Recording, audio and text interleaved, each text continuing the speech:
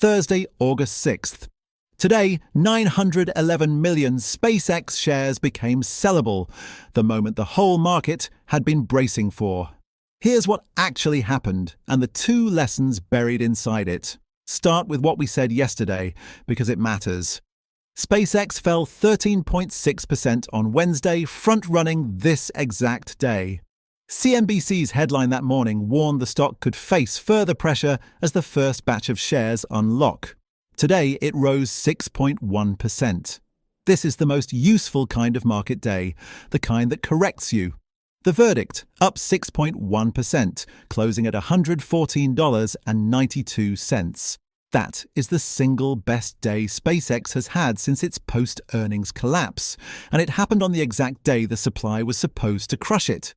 Put that in context. This is a company that fell 49% from its June high, beat its first ever earnings report and fell anyway, then fell another 13.6% in anticipation of today.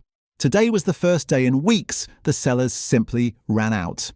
And here's the proof it genuinely happened. 251 million shares traded against a normal day of about 110 million, 2.3 times normal. This wasn't the unlock being delayed. The shares moved, and buyers absorbed every single one. So let's decode the first lesson. Sell the rumor, buy the news.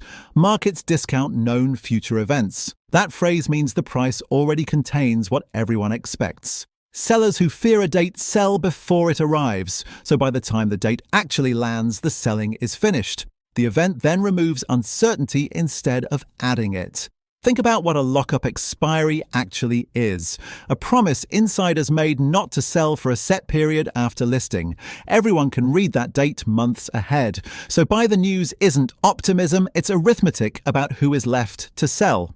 And when the answer is nobody, the price goes the other way. Second lesson, and this one is useful for the rest of your life. What volume actually tells you? Volume says how much changed hands. Price says who won. Here's the part most people miss. Every single share sold is also a share bought. Volume is always both sides at once, never just selling. So, high volume with a rising price means demand met an enormous wave of supply and beat it. High volume with a falling price means supply overwhelmed demand. And low volume on a big move means very few people actually agreed on that price at all. Which is why thin moves so often reverse. Today gave us 2.3 times normal volume with the price up. Demand won, and it won decisively. The rest of the tape was quiet. The Dow fell 0.85%, the S&P slipped under 0.2, and the Nasdaq was essentially flat. The fear gauge fell again to just over 15. The movers, Uber led, up 3.4%. Disney rose almost 3%.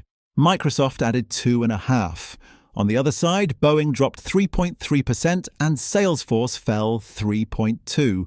But beneath that flat tape, something did move. Oil jumped 3% to 77.53, while the indexes did almost nothing at all.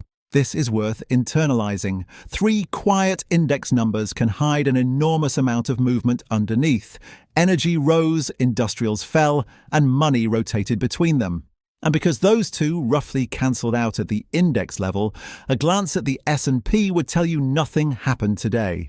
Plenty happened, and that's the week in one line. Beat, punished, recovered. Palantir beat and exploded 29%, then quietly gave part of it back, down another 1.5% today.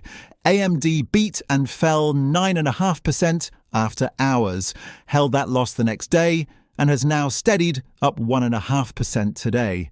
SpaceX beat on both lines, fell twice anyway, and then rose on the very day it was supposed to break. 3 companies, 1 week, 3 completely different paths, and not one straight line among them. If you took any single day of this week as the verdict, you got it wrong. So here's the one thing to know. A scheduled risk is usually priced. A surprise never is. The unlock sat on every calendar for months, so the market spent yesterday paying for it and spent today discovering it, had already paid enough. That's the whole asymmetry. The dangers you can circle on a calendar are the ones the price has already absorbed.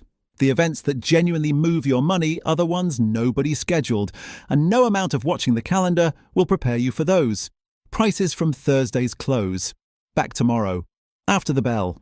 Not financial advice.